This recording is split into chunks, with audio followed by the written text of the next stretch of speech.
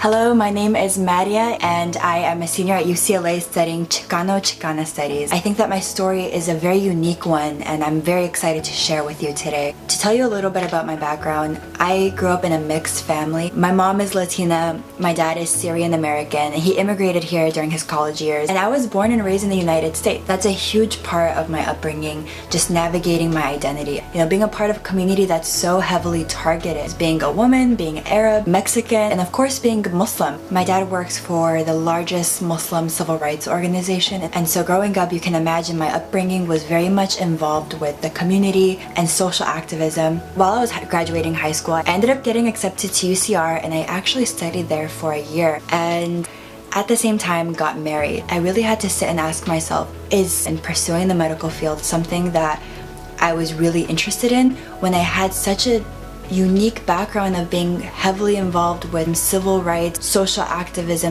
Throughout this whole process of truly trying to find myself, I dropped out of UCR. I went from having such a clear path to being like a dropout. So for a whole year, I sat at home thinking, what am I gonna do with my future?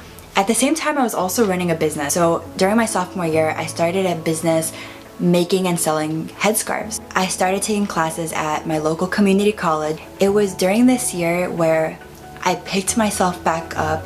I saw the momentum that I was starting to build again, and I truly had hope that I would be able to reapply and finish strong.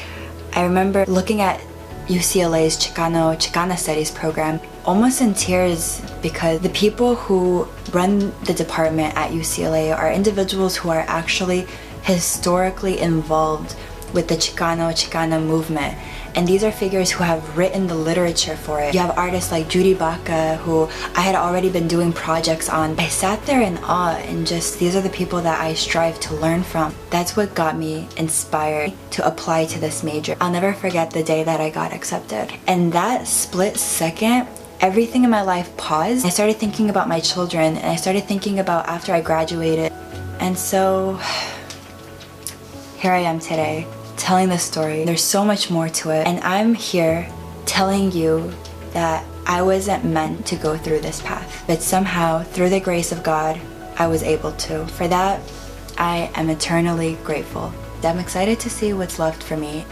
That's my transfer story. Thank you so much for your consideration. Bye.